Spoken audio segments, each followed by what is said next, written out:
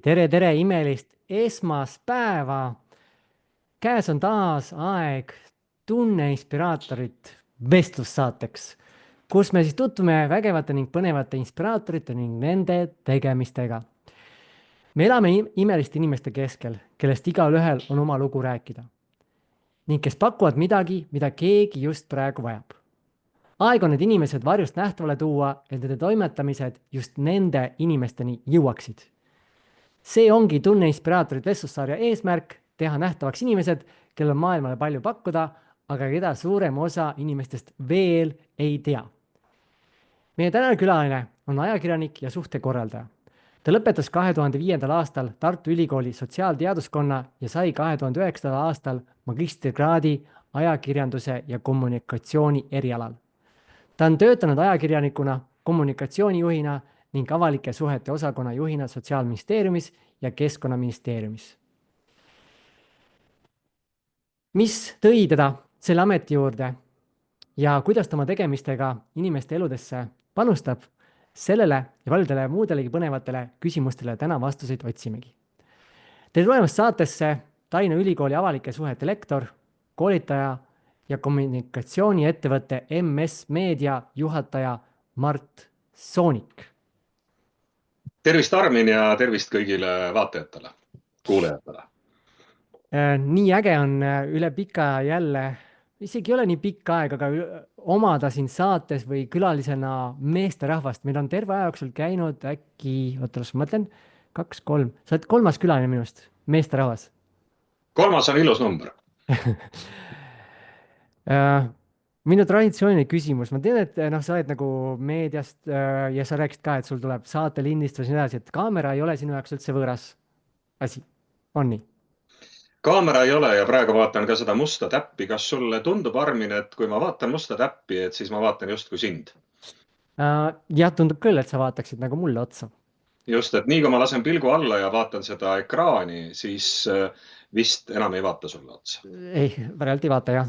Ja see on see kaamera teema, aga ma tahtsin küsida seda, et isegi kui sa oled kaamera ees harjunud olema, kuidas sa praegu ennast tunned siin?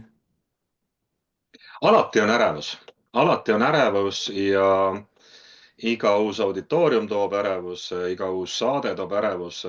Et ma olin eelmisel sajandil peaaegu 4 aastat uudiste toimetaja, diktor, ankur tegelikult siis TV3 uudistes ja enne igat saadet oli väike ärevus ja see on normaalne kehaline reaktsioon. See aitab tegelikkuses kontsentreeruda, see aitab ennast paremini väljendada ja loob ka vastutustunnet, jah.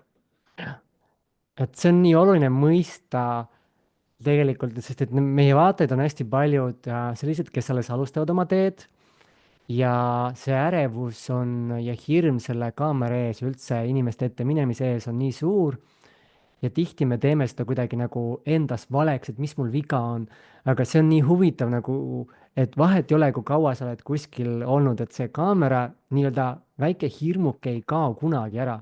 Minul omal samamoodi, see ei kao ära ja see näitabki, et me oleme elus. Muidugi ja see on ainult kasulik, see väikene kaamera hirm.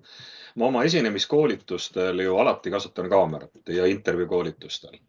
Ning mis on põnev, on ju see, et me arvame, et see ärevus paistab tohutult teistele silma ja kuidagi kraabib seda silma. Tegelikkus on vastupidine. Tavaliselt auditoorium, kes näeb seda esinemist, ütleb, et oi, sa olid nii enesekindel. Sa olid nii enesekindel, kõik oli väga arusaadav. Pausid, mida meie arvame, et meil jooksis mõte kinni ja nüüd tekkis paus. Teised mõtlevad, et see oli tähenduslik paus. Ja enamus, ma ütlen, et 99,9%, need, kes on näinud oma esinemist ja saanud auditooriumilt tagasisidet, mõistavad, et tegelikkuses see ärevus välja ei paista ja auditoorium on heatahtlik. Et see on hästi oluline mõte tegelikult see lõpus, mis sa just ütlesid, et auditoorium on heatahtlik. Et kui sa seda juba nagu võtad omaks selle mõtte, siis see aitab sul minna ja teha see asi ära, sest et ma näen, et praktiliselt kõikide meie probleemi taga ongi turvalisuse puudumine, see tunne, et pole turvaline olla. Aga mul üks inimene ütles nii lahedalt, et kui sul ei ole enne esinemist või enne lavale minekut hirmu, siis on midagi sinuga valesti. Et siis, kui hirm on, siis on kõik okei ja kui hirmu ei ole, siis on pigem vaja aeg nagu vaadata, et on siin ikka keegi kuskil inimene või on mingi robot või et mis seal on. ja teine mõte on ka see, et kui hirm ära kaob, siis järelikult me oleme jäänud platoole, meil ei ole enam seda edasiliikumist. täiesti nõus ja mul on üks kaaskoolitaja olnud, kellega me olime Gruusias missioonil ja koolitasime Gruusia rahandusministeeriumit 1,5 aasta jooksul. kui kellelgi õnnestub minna Gruusiasse koolitama, ma soovitan, väga tore koht, väga toredad inimesed ja väga vahvad elamused, aga sai tehtud ka tööd. Ning tema naisterahvana, ta ütleb, et tal ei teki sellist ärevust, tal ei teki sellist hoogu enne esinemist. Ja ta tegi seda harjutust, kus ta enne siis lavale minekut, ta hüppas oma nende kontsakingade peal ja tagus vastu rinda, võttis kaelaehte ära ja tegi niimoodi. Maugli harjutuseks seda kutsutakse ja see tõmbab niimoodi energia üles. Et ei pea ja, võtma pitsi konjakit, võib teha seda harjutust ja suurepärane tulemus, soovitan. Kui peaks tekkima selline platoo tunne, et oi, ei tea, et kas ma jõuan oma sõnumiga kohale või mitte, siis tehke seda. et see on jah, meie keha on hästi imeline vahend või tööriist ja need meie emotsioonid ja keha kooslus ja hingamine töötavad nagu igatepidi koos. et kui me mõtleme näiteks selliseid hirmumõtteid, siis keha tõmbab ka kokku. kui me võtame keha üle nii-öelda kontrolli, ajame rinna kummi, toomegi vastu rinda, see on signaal ajule, et kõik on tegelikult hästi, sa oled ilgelt võimas ja davai, anna minna. Nõus. et see on nagu hästi-hästi lahe. Mis motiveeris sind täna siia vestlema tulema? Ma vaatan, sul on tegelikult hästi huvitav selline taust, on ju, see ajakirjanduse teema. et mis motiveeris sind täna tulema oma lugu jagama? Kõigepealt see, et ma leidsin sellise lehe nagu Inspiraatorid. Ma arvan, et see on äge töö, mis on tehtud. Ma olen nüüd ka ise ühe kursuse läbinud, see oli see tehisaruga pakkumise koostamine ja ka siis uuringu läbiviimine. Et ma arvan, et sellest on tõepoolest kasu ja siit saab häid asjalikke mõtteid ja nippe.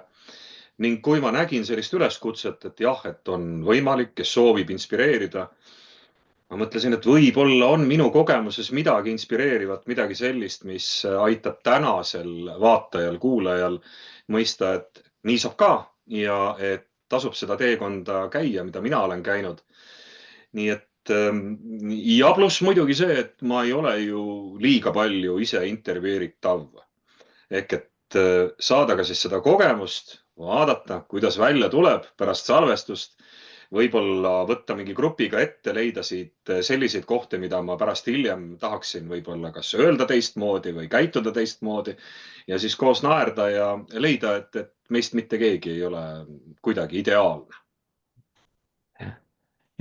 Sain ma siis õigesti aru, et sina tavaliselt oled sa pigem siis teisel pool rollis, et sa oled see, kes küsitleb? Just. ja üks põhjus, miks ma nagu laivis teen seda või miks me seda laivis teeme, ongi, sest laivis on kuidagi see energia on juba teine, sa tead, et sul ei ole teist võtet, sa tead, et sul ei ole nagu võimalust midagi, noh, ma ei saa öelda nagu valesti, sest valesti võib ikka minna, see on, sest me oleme inimesed, aga kuidagi ta tekitab teistsuguse olemise ja ta toob välja selle puhta olemise. et see laivis olemine on kuidagi teistsugune või kuidas sina näed seda live versus lindistus? Täiesti nõus, mulle ka meeldivad live esinemised ja mulle meeldib see, kui intervjueeritav on laivis. Ning ainukene, mida ma alati soovitan, on see, et kui te lähete laivis esinema, siis andke endale ette andeks. Niikuinii midagi kuskil võib-olla toppab, mingi mõte jääb ütlemata, te olete ette valmistunud, mõelnud ja vot seda ma kindlasti ütlen, no võib-olla ei ütle. Võib-olla läheb mingi mõte peast ära, võib-olla ei tule mingi arv meelde. See on, mis muul juhul tuleb meelde iga kell. Et siis andke endale juba ette andeks, öelge, et ma olen inimene, ma annan endast täna parima ja tulebki nii välja, nagu tuleb. Nii et selles laivis on kindlasti oma võlu ja kõik meie esinemised on ju tegelikult laivis teistele inimestele. Et miks mitte siis olla kaamera ees ka laivis? just, mul tuli siit mul elukaaslane siin kuuleb ka seda taustal ja siis suur pöial tuli selle peale kohe. Mis ma ise näen, et kus see, ütleme, ärevus tekib, on see, et sest me teame, milleks me oleme võimelised. aga meie hetketase on, ütleme, siin ja meie see ideaalne tase on siin ja lava peal me tahame ikkagist olla nagu see ideaalne versioon endast. aga seesama vahe tekitabki meile seda ärevust, et kas ma olen täna võimeline olema seal. pigem on see, et too see siia ei ole loomulikult sina ise, täpselt see, kes sa oled. Siis kaob ka see ärevus tegelikult ära, see, et äkki ma eksin selle ideaalse mina vastu.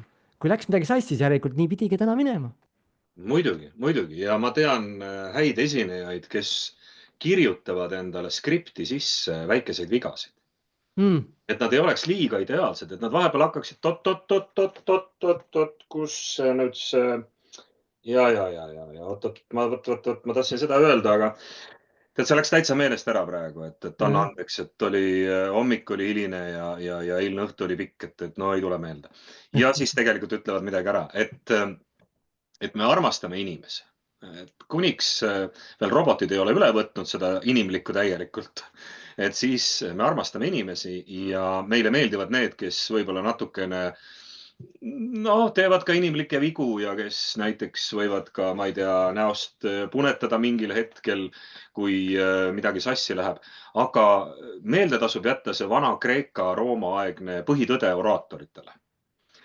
Kuniks sa räägid selgelt, seisad sirgelt ja nemad olid püsti seistes ja suudad pidada pausi, siis on kõik korras. Nii et see on see, mis sa pead ära tegema. Räägi rahulikult, räägi selgelt ja ole sellise hoiakuga, et see hääl ka sinust välja tuleks.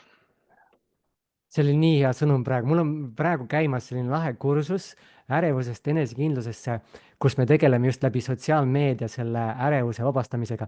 ja meil on tulemas ülesanded, kus tuleb meelega sassi ajada ja vigu teha ja nii edasi, et seesama, mis sa just tõid siia, see on nii mõnus pingelahustaja, kui sa hakkadki meelega neid asju sassi ajama. aga Väga hea harjutus, kiidan ainult. aga lähme sinu natukene loo juurde, et minevikku kuskile, et on sinu elus olnud hetki, kus on olnud selliseid raskeid valikuid, et kas siis on näiteks elu surunud kuskile ja on suunanud siis teisele teele, et mis hetkel, kui sa tead oma elust välja tuua, hakkasid nägema elu võib-olla teistmoodi, kui alguses on räägitud, jagatud, sest ma kuulsin ennem, kui me siia eetrisse tulime, et sa tegelikult mediteerid ka, on ju, et noh, neid asju me ju, kui me lapsed oleme, siis me ei tea nendest asjadest mitte midagi.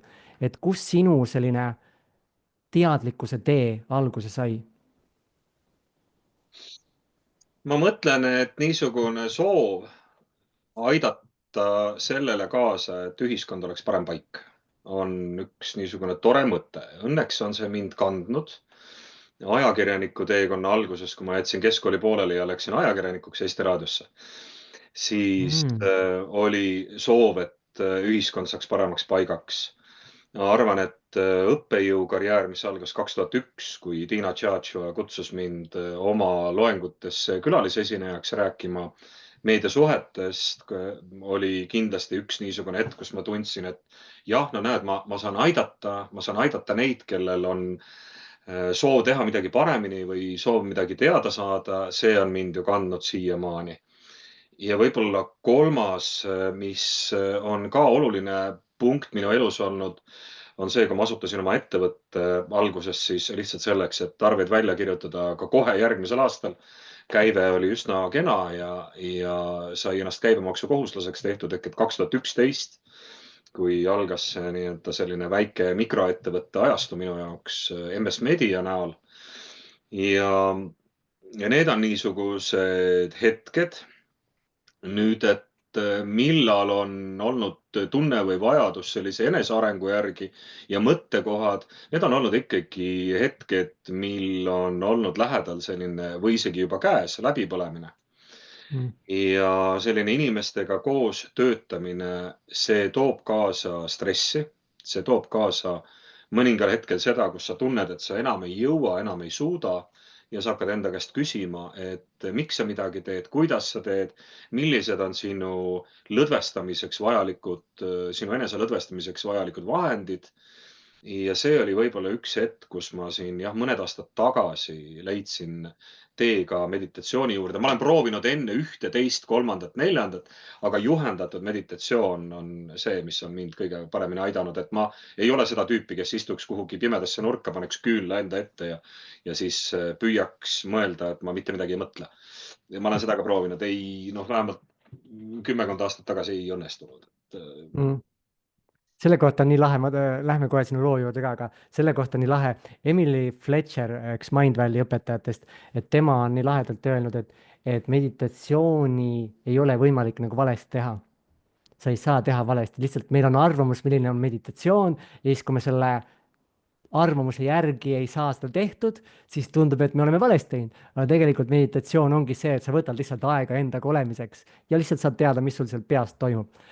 aga lähme korra tagasi, sa ütlesid hästi huvitava asja, et oli keskkool jah, jäi pooleli. Nii oli nii, jah. Ma lõpetasin küll ära, ma muidu ei saaks ülikoolis õppejõuna töötada. okei, aga räägi sellest protsessist natukene, et sa olid keskkoolis ja siis, mis hakkas sinu sees toimuma, et miks see jäi pooleli ja valisid ajakirjanduse tee? Mul oli nõnda, et eks ma olin juba põhikoolis kirjutanud lugusid tolleaegsesse noortelehte Meie Meel. Eelmine Säde siis, ma ei tea, kas on kuulajaid, vaatajaid ka sellist, kes mäletavad, et oli Säde. Mina seda ise ei ole vist väga lugenudki, aga jah, minu põhikoolis oli ta juba Meie Meel. Ja ma olin ühiskondlikult aktiivne, kuulusin Rohelisse Rügementi, tegelesime looduse päästmise ja hoidmisega. Ning ma ükskord kõndides kesklinnas, tol hetkel Tallinna kesklinnas oli siis Viru ristmik, mitte selline nagu täna, et läbi tunnelite, vaid inimesed jooksid üle tee, nii nagu praegu siin, kus mina elan, ma elan Nõmmel, on Nõmme ristmik ja ma nägin ühte rasket liiklusõnnetust, kus bussi alla jäi ema lapsega. Ja mulle tundus, et see on niivõrd ebaõiglane ja nii kohutav sündmus. Ja kindlasti see oligi. Ja mul on väga kahju nendest. Nad said raskelt viga. Loodan, et täna on tervise juures. Aga et ma läksin Eesti Raadio, Noorteraadio toimetusse, ütlesin, et ma nägin sellist õnnetust ja ma arvan, et midagi tuleks ette võtta liikluskorraldusega. Mulle anti reporteri makk, tol hetkel siis lintmakk koos mikrofoniga, öeldi, et mine koha peale, tee kohe lugu. Läksin koha peale, tegin kohe loo. No see intervjuu ei olnud nüüd kohe nii hea intervjuu, et oleks saanud tervikuna eetrisse lasta, aga ikkagi tükid võeti. Vikerraadios seda ka kajastati, nii et pärast seda ma hakkasin siis järjest tegema lugusid Noorteraadiosse. Ja kuna see oli selline 91, 92 selline hetk, kus ühiskonnas väga palju muutus ja ega ausalt öeldes ei küsitud, oled sa keskharidusega või ilma keskhariduseta, võeti noori inimesi tööle otse tänavalt, kes jäi, kes ei jäänud ja mina jäin ning niimoodi vaikselt teletöö kõrvalt lõpetasin ka keskkooli ära, pärast astusin siis Tartu Ülikooli ja lõpetasin seal oma kraadid. Aga see oli näiteks see algus, jah. Eks sinu see soov just ajakirjandusse ja meediasse minna oligi, ma isegi ei hakka seda siia siin sõnadesse panema, et mis oli sinu see fundamentaalne soov siis, et muuta maailma paremaks, aga läbi mille, kuidas siis täpsemalt? Läbi selle, et näidata, et kuskil on mure. Kuskil on mure ja need, kes vastutavad, kes ka tookord vastutasid selle nii-öelda transpordi juhtimise eest ja meie linnatänavate eest, nendega sai ju ka intervjuu tehtud ja nende lubadus oli, et ükskord algab aega, mil kõik need inimesed kõnnivad läbi tunnelite. Ja tõepoolest mõnekümne aasta pärast see ka juhtus, et näiteks ka kommunikatsiooni juhtimises, ega ma olen ju enesele sõnastanud, et enese filosoofiaks sellel teekonnal, et ma aitan luua tähendust. Ja just nimelt organisatsioonide, nende klientide, teiste organisatsioonide vahel, inimeste vahel.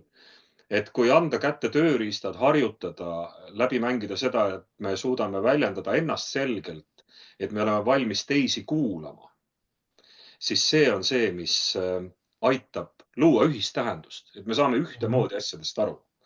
Nii et see on minu eesmärk töös, kommunikatsioonitöös oma ettevõtte kaudu ka, pakkudes näiteks teenust ka korporatiivsetele klientidele. Eks teadlikkuse toomine inimestele.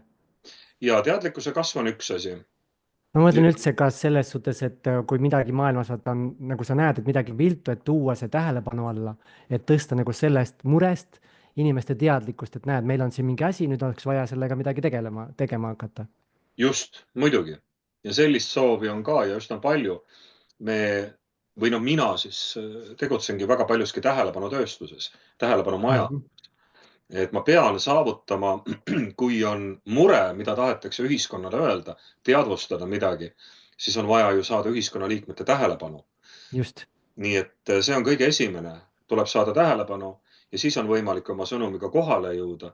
Nüüd selleks, et maailm muutuks, oleks vaja juba ka teise poole ehk et auditooriumi aktiivsust. Nii et selline on siis selline lõppeesmärk kommunikatsioonil on ikkagi käitumise muutus. Mhm, mhm.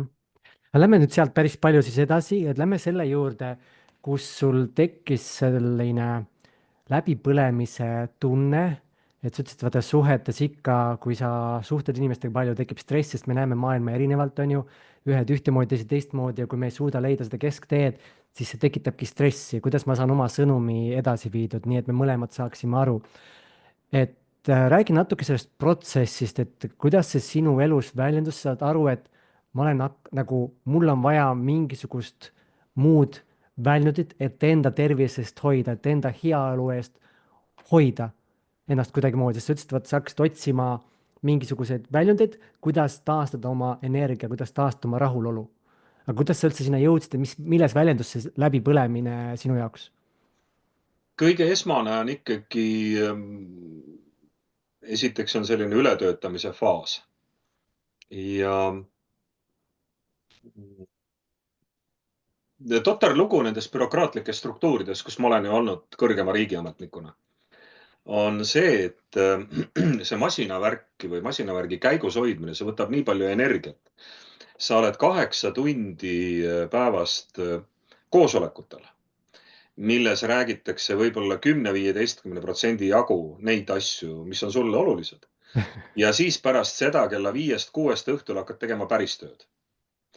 Et su tööpäevad on sellised 12-tunnised mingil hetkel ja kui veel stressitase tõuseb, ma mäletan, meil oli arstide streik tulemas, väga õudne, kui inimesed enam ei saa arsti juurde minna. Ja siis sa mingil hetkel ongi see, et sinna juurde tekib ju siis unetus. Sa ei suuda enam magama jääda, ringlevad mõtted, viimase hetkeni töötamine ja noh, unetus on juba väga selge sümptom, et need, kes kannatavad esmaselt unetuse käes, et nad ei suuda oma unetunde täis magada, et siis peab olema ettevaatlik, peab võtma aega puhkamiseks, peab võtma aega mediteerimiseks, koeraga jalutamiseks, lastega tegelemiseks, kuidagi enda enese rõõmustamiseks, muusika. Väga tore, kui mina olen umbes 5 aastat tagasi alustasin kitarriõpingutega, Mm. mängin ja laulan. Võtan kitarri kätte, sõrmitsen, laulan mõne toreda laulu, tunnen, kuidas muusika voogab minu seest läbi, kuidas see rütmika tuleb minust läbi, need helikeel. Ja laulmine ise on juba, no nii nagu ka rääkimine, ta on selline väikene siseorganite massaaž või kuskilt siit niimoodi. See helilained, mida me tekitame, see, eriti kui on see muusikaga seotud, siis need rahustavad meid. Nii et kes mida, aga selline hetk võib kätte jõuda, kui on palju tööd, kui on nõnda, et struktuurid suruvad peale. Ma ühe asja ütlen, et see oma ettevõtte loomine oli ju ikkagi väga selgelt soov vabaneda sellisest struktuuriahelatest. Ja ma näen seda ka inspiraatorite puhul, et siin on väga palju inimesi, kes tajuvad, et vaat see igapäevane 9–5, et ma enam ei jõua, et see on struktuur, mis mind justkui lämmatab. Ma pean tegema asju, mis mulle ei meeldi. Minu elust läheb ära iga päev vähemalt 4–5 tundi, nii et ma ei naudi seda. Et siis oma ettevõtte loomine, oma asjaga tegelemine on see, kus me oleme ise struktuuri loojad ja ohjajad. Nii et jah, see on see vabaduse soov oli, ma arvan, 2011 oli see, kus ma otsustasin loobuda nii-öelda struktuuri poolt pakutavatest teenustest ja sellistest ametihüvedest, kui nii öelda. kas seal samas, kui me hakkame seda oma asja tegema, see võib veel selliselt salakavalamalt tulla, see ületöötamine, sest me teeme midagi, mis meile meeldib ja me võime uppuda sellesse täiesti sisse ära.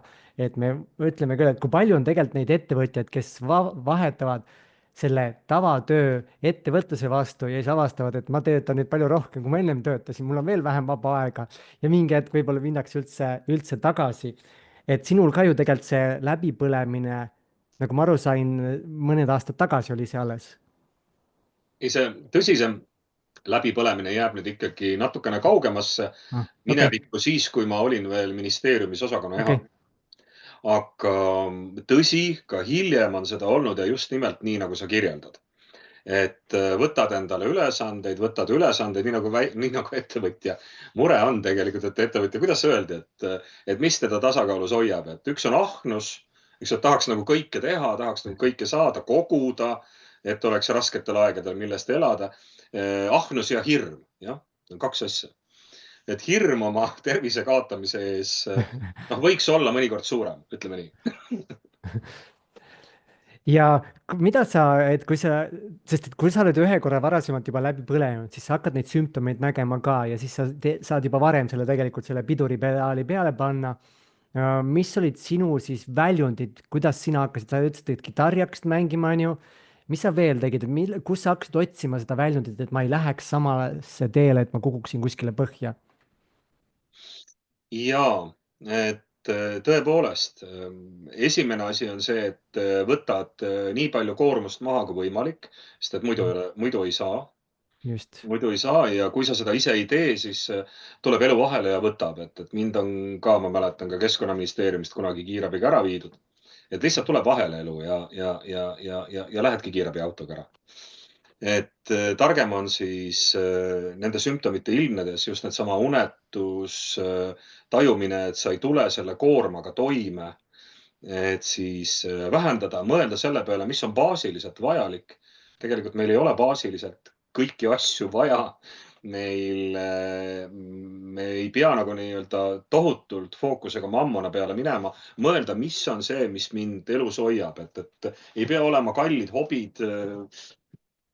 Võib ka metsas jalutada, jah.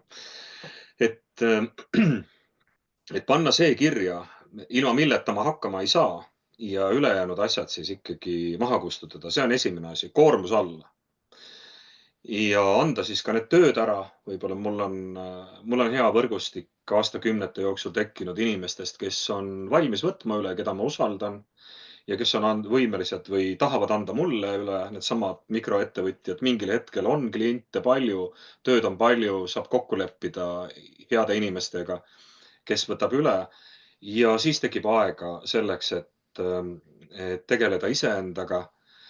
Ja tõepoolest, muusika on minu jaoks number üks.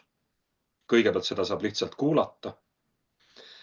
Ka meditatsioonid, mis on juhendatud meditatsioonid, on tavaliselt muusikalise taustaga. Nii et ka need aitavad.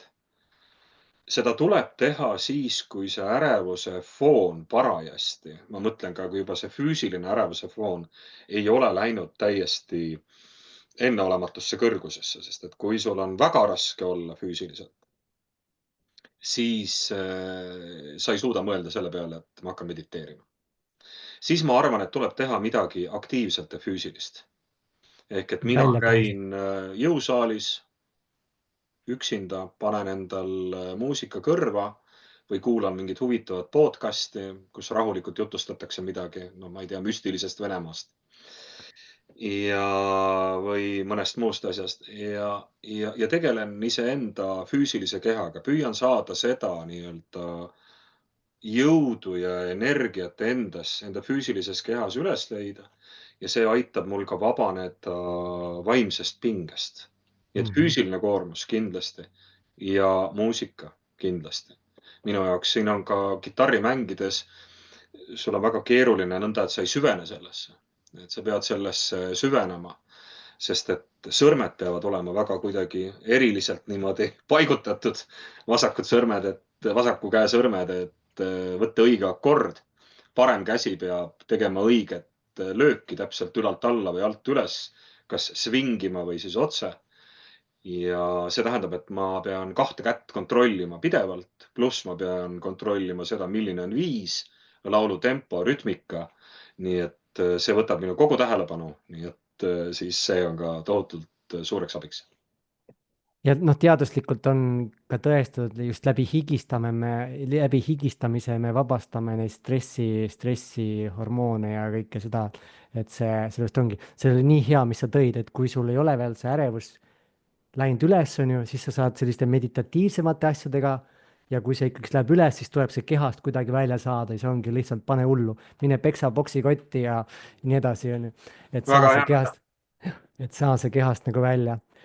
Äh, mis on muutunud peale seda, kui sa oled, mulle meeldib seda mõelda nagu selliselt, et ennast valima hakanud, vaata mitte enam see, et ma pean mida teiste jaoks tegema, vaid ma hakkan valima ennast, mida minu keha tegelikult tahab, mida minu hing tahab. mis on olnud suurimad muutused peale seda valikut? Mm, rahunemine, rahunemine ja kindlasti see suutlikkus paremini öelda ei. Sest et Mhm. vaata, see minu jutu esmane pool räägib sellest, kuidas minu driveriks on ikkagi, no mitte lihtsalt see, et teenida raha, vaid ma tahan, et päriselt, et maailm oleks parem paik ja ma tean, et mul on selles roll. See tähendab, et minus on olemas empaatia ja empaatilised inimesed kipuvad teiste nimel pingutama. jah, Nii et selline balansi leidmine, et jah, ma olen küll empaatiline, aga ma püüan tähele panna seda, mis toimub minu enesega. Vaat see balansi leidmine on tõeliselt keeruline, vahepeal ikkagi kipud sinna teiste inimeste rõõmustamise rajale liigselt sisse minema, sest et see on nii kuidagi inspireeriv ka, kui tohib seda sõna siin kasutada, ikka tohib.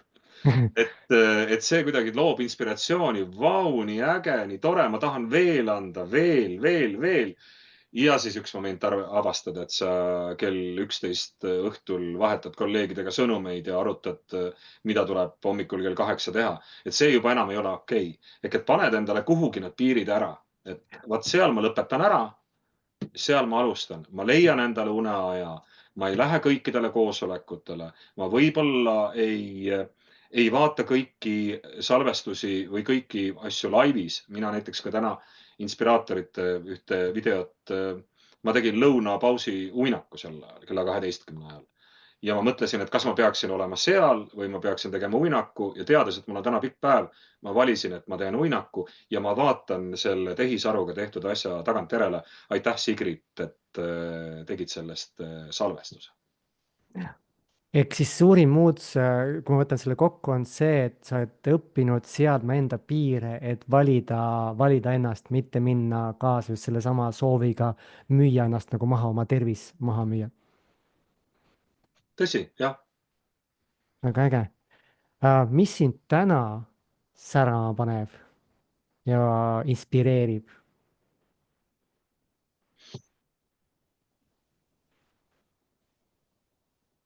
Tead, ikkagi selline vabadus ise teha, vabadus ise valida. Kõik need, kes ka mõtlevad, et kas minna ettevõtja rajale. Et mõelge selle peale, et jaa, tõepoolest, keegi ei luba seda, et teil on vähem tööd. Aga teil on tunnetuslik vabadus ja ma ei oska seda päris täpselt kirjeldada. Ma tean, selle kohta on ka teadustöid tehtud. Ja enamik ettevõtjad ütlevad, et on vabadus, vabaduse tunne. See ei tähenda seda, et mul on vähem tööd. Aga ma näiteks võin valida, millise kliendiga ma tegelen. Ma olen ka tagasi lükanud kliente, kes on tahtnud näiteks tegeleda mustamisega või kes on minu arvates ebaeetilise taustaga. Minu jaoks ei ole, minu väärtustega kokku ei lähe. Et siis vaata, see vabadus on üks asi, mis paneb kindlasti silma särama. Et mul on vabadus valida, mul on vabadus liikuda, mul on vabadus olla. Ja see põhiline ikkagi teema, mis minuga kaasas käib, et kui ma näen, et minu tegevusest on kasu, siis see mind rõõmustab, et ma siin mäletan, et umbes aastake tagasi sai tehtud Majandus-Kommunikatsiooniministeeriumile 2 sellist suuremat uuringute tsüklit, millest siis tulemuseks oli teadmine sellest, et millised on inimeste hirmud, takistused näiteks oma majade renoveerimisel. Ja selle tulemusena tõepoolest muutus ministeeriumi määrus ehk et näiteks eramajade omanikele muutus see protsess lihtsamaks. Et kui sa teed suure töö ära ja näed, et see jääb kuhugi sahtlisse tolmama, siis see sind ei rõõmusta. Kui sa teed suure töö ära ja näed, et sellest midagi ühiskonnas muutub, siis see sind rõõmustab. Nii et mind rõõmustavad asjad, mis just nimelt ikkagi meie eluolu muudavad kergemaks, paremaks, lihtsamaks, vahest ka lihtsalt rõõmsamaks. ja see laks, mis sealt nagu tuleb, energialaks, kui sinu tegemisest midagi läks muutusesse, sa tead, et sul on tegelikult võim midagi muuta ja see paneb sind veel rohkem seda tegema. Sest kui need asjad läheksid kõik sahtlisse, siis lõpuks ongi see, mida ma üldse pingutan, mida ma üldse siin teen nagu, lihtsalt kelle jaoks. Et Muidugi, see teadmine, et sa lähed, sinu tegemised lähevad korda ja loovad muutust, see on see, mis tegelikult päris tugevalt edasi viib, vähemalt ma ise tajun seda. täiesti nõus ja samamoodi on ju ka väiksemate gruppidega, kus sa satud auditooriumi ette, keda sa tegelikkuses ei tunne. Ja nüüd niimoodi pisitasa jääd lõhkudes, jõuate te ühele lehele, siis sa saad aru, mis on nende päris mure. Ja kui selle treeningu käigus või lõppedes ütlevadki, saadki tagasisidet, kus nad ütlevad, et tead sa, nüüd ma ikkagi julgen märksa enam minna ja esineda. Et nüüd ma tean, mida ajakirjaniku puhul karta, mida eeldada või mille üle rõõmustada. Siis see teeb hea enesetunde ja üldse ka koolitajana ma arvan, et selline lahkudes koolituselt, no mina olen enamasti tundnud väga head enesetunnet. Sa saad selle kohese tagasiside, sa oled ise aktiivne, annad endast parima. Ja inimesed on sulle tänulikud. Nad ei pea seda isegi ütlema, et oi, suur aitäh, kõik koogutama, vaid sa tunned seda. See on selline energiavahetus, sa oled füüsiliselt seal ruumis, sa tunned seda, kuidas see tagasiside tegelikult sulle on. Ja see inspireerib edasi. Kindlasti. Väga äge. Ja mis on need tegevused siis, millega sa täna inimesi toetad nende eluteel? Et kuidas sa siis panustad? No siin saabki võtta 2 tasandit. Et üks on nüüd selline üksikisiku tasand, kus ma tõepoolest aitan ka kõiki neid, kes soovivad enne, kui nad lähevad intervjuud andma või enne, kui nad lähevad sellisesse ajakirjanduse keskele mingil põhjusel, aidata neid oma konsultatsiooniga, abiga, näidistreeningutega, mis iganes muude heade nõuannetega. Kui ka neid, kes tahavad minna avalikkuse ette esinema, et nemad oleksid varustatud teadmiste ja sellise hea enesetundega, et nad oleksid inspireeritud seda tegema. Ja teine tasand on korporatiivne, milles on avalikul sektoril enamasti vajalik olla või siis pakkuda tuge selles, et nad saaksid tehtud oma turunduskampaaniad, et nad saaksid loodud oma strateegiad olulised, et neil oleksid uuringutega oleksid varustatud. Ja erasektoris seesama meediasuhted, sest et erasektoril turundus on peamine ja ajakirjanikega, aga võib-olla mõnel juhul ka kohalike elanikega lihtsalt ei jõuta tegeleda. Neil on vaja siis väljastpoolt kedagi, kes tuleb, aitab, uurib, oskab sõnastada küsimused, viitsib läbi lugeda vastused ja suudab nende eest koostada teksti, mis on inimesele arusaadav. Mitte ainult neile ja nende spetsialistidele, vaid inimesele arusaadav. Just. See on minu töö. Ehk siis lühidalt võtan kokku selle, peegelda siis tagasi. Ehk siis aitad inimestel saada rohkem nii ettevõtetel kui inimestel, kes siis ütleme eraettevõttena, väikeettevõtjana, siis mikroettevõtjana Eestis, soovivad nähtavust läbi meedia just. Olgu see siis mis iganes vahend, meediavahend, et sain ma siis just õigesti jah, aru? ükskõik läbi millise meediumi, et tegelikult ka enese esinemine või ka seesama nii-öelda, ma ei tea, Youtube'i videos esinemine on ka meedium. Nii et see on kindlasti see, milles ma aitan ja suudan ehk olla abiks. Ning teine asi on ka see, et kui tõepoolest kellelgi on vajadus ajakirjandusega kokku puutuda ja seal on juba teistsugune stiil peab olema veidi, sellepärast et ajakirjandus kui auditoorium on ette sinu suhtes kriitiline. Me Mhm. räägime teistest auditooriumitest, nad on sinu suhtes enamasti positiivselt laetud. Ega ma ei ütle, et ajakirjanikud kõik negatiivsed on, ei seda mitte, aga nende töö eeldab olla kriitiline, isegi aeg-ajalt provotseeriv. Nii et selleks tuleb olla natukene teistmoodi ette valmistunud. Nii et jah, mõlemat niisugust poolt püüan aidata ikkagi katta ja kui vaja, siis aitan ka sõnastada ja kui vaja, siis viin ka kättpidi stuudiosse. Mhm.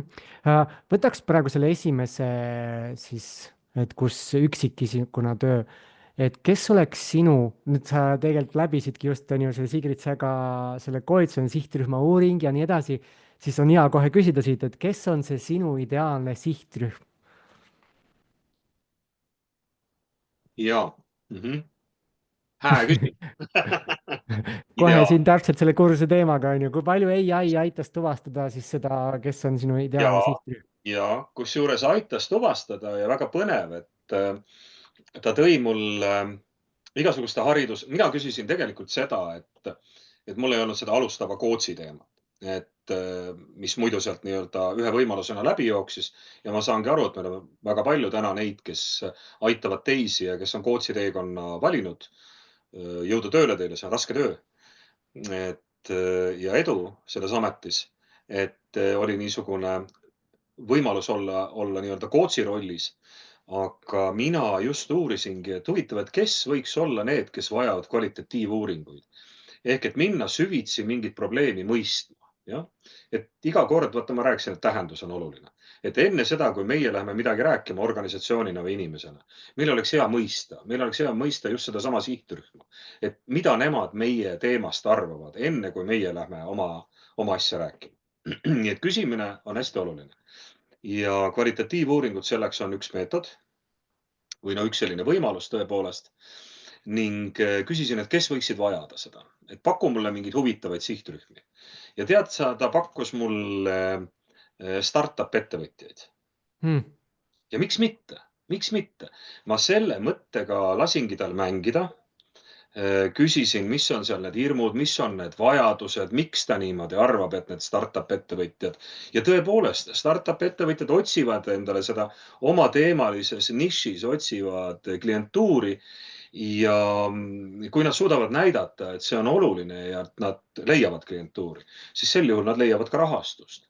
Nii Mhm. et aidata neil mõista oma tulevast kliendibaasi.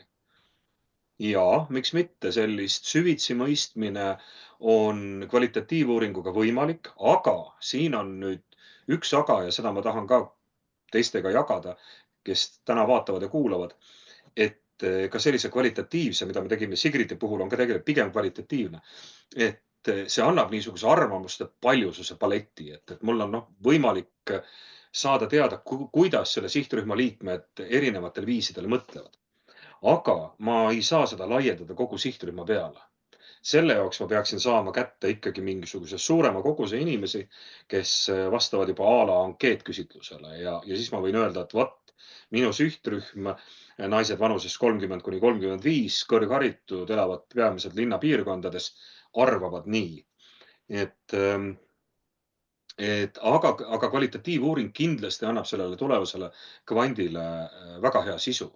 Ja teine asi, kui kvantuuringuga, kvantitatiivse uuringuga on välja uuritud, et mida arvab sihtrühm tervikuna, siis aga miks niimoodi arvab? Vot sellele annab jälle vastuse kvalitatiivuuring. Nii et tead sa, minu ideaalne klient on see, kellel on selline mure, mida mina saan lahendada. Et nii, ja mis see mure oleks siis? jah, et ütleme, et hea oleks see, kui ta suudaks, see on ka töö, see on ka muuseas niisugune kootsiv töö, kus sa hakkad küsima, kui sinu poole pöördutakse, hakkad küsima, mis sa tegelikult tahad saavutada. Mis on see tegelik sinu soov? Mõnikord tullakse ju sinu juurde ja öeldakse, et tead sa, meil on, nagu vanasti öeldi, et tead sa, meil on vaja voldikut. Meil on Mhm. vaja voldikut, siis saab kõik korda. Et ole hea, tee meile üks voldik. No ma ei tea, täna öeldakse, et tead, meil on vaja ühte maandumislehte. Tegelikult neil ei ole vaja maandumislehte. Neil on vaja, või meil on vaja Facebooki kontot. Ei ole vaja Facebooki kontot. Neil on vaja seda, et oma klientidega asuda dialoogi. Neil on vaja seda, et neid teavitada millestki, luua ühist tähendusruumi, ühist arusaamist. Ja võib-olla see voldik ei olegi kõige parem viis. Ma võib-olla suunaksid natukene, et siis see aitab seda võib-olla ilusti nagu kompaktsemaks luua. Ehk siis, mis on nende eesmärk, sinu sihtrühma eesmärk ja kus nad täna on selle eesmärgi poole liikudes. Et see võtab, sest et tavaliselt on see, et sõltuvalt, kus kohas inimene on selle eesmärgi suhtes, on sõnum täiesti erinev, on abi täiesti erinev. Eks see koht tegelikult, kus ta teekonnal on, määrab päris palju ära sihtrühma, ehk siis mis on tema eesmärk, ehk siis kes on need inimesed, mida nad soovivad, mis on nende see lõpp-punkt ja kus nad siis täna on. Et kui sa need kaks nagu tood välja, siis ma arvan, sellega me saame selle sihtrühma ka päris hästi kätte. Ja võtamegi siis eraisiku tasandi kõigepealt. Ja tõesti, kui on hirm avaliku esinemise ees, võtke ühendust, katsetame läbi, teeme selle treeningu läbi ja näete ja tunnetate ja olete kindlam esineja tulevikus. Kui on tegemist korporatiivse kliendiga ja neil on nüüd siis oma sihtrühmaga mure ja see mure saab olla teadlikkuses. Ehk et näiteks nii nagu sa ka Armin ise välja tõid vahepeal, et just see teadlikkuse tase, no lihtsalt ei teata. Tahetakse millestki teada anda. Mis on kõige lihtsam võib-olla variant või mure. Hoopis keerulisem on see, kui on tegemist hoiakutega. Ehk et me teame, mida me tahame öelda ja need inimesed ka teavad meist ja meie teenusest, või siis murest, mida on vaja lahendada, aga nende hoiak on selline, et nad tõrjuvad selle eemale. Siis on vaja tegeleda hoiakute ehk kommunikatsioonibarjääridega. Ja kolmas, et kuidas lõpuks saavutada see käitumine, soovitud käitumine. See on hästi oluline, mis sa praegu tegelikult välja tõid, et ongi, meil on mingisugune nagu ütleme, supertoode, mis inimesi aitab, aga inimestel on kas siis sellest tootest mingisugune vaatenurk, hinnang, ongi nagu hoiak võetud. Ja seal ma näen, ongi jälle see teadlikkuse tõstmine, et anda neile mõista, mis selle taga tegelikult on, miks neil seda vaja oleks, miks nad tahaksid seda.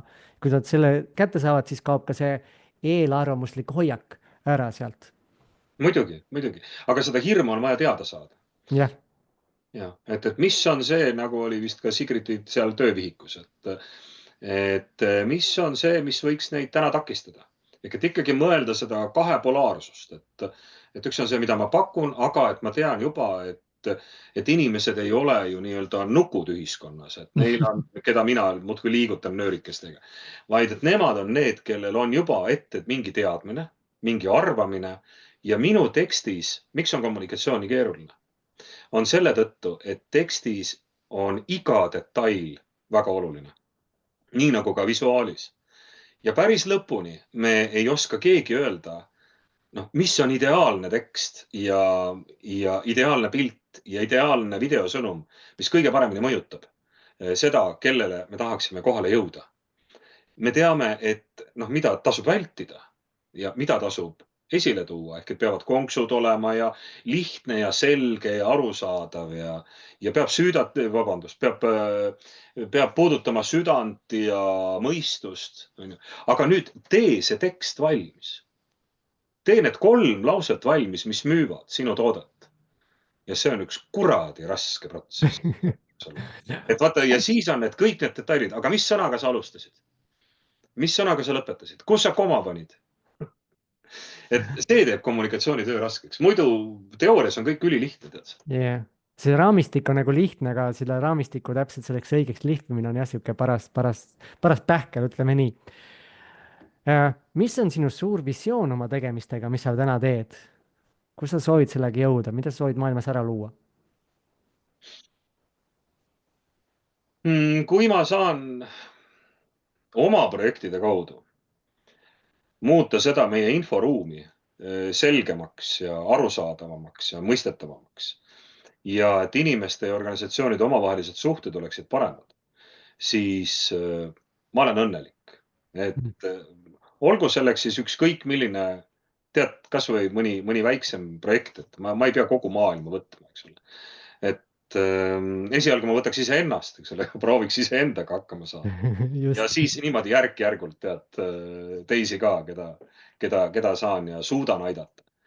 Et pisikeste panustega, igapäevaste panustega selle suurema eesmärgi nimel, et meie tähendusruum oleks ühtne, et me mõistaksime üksteist paremini.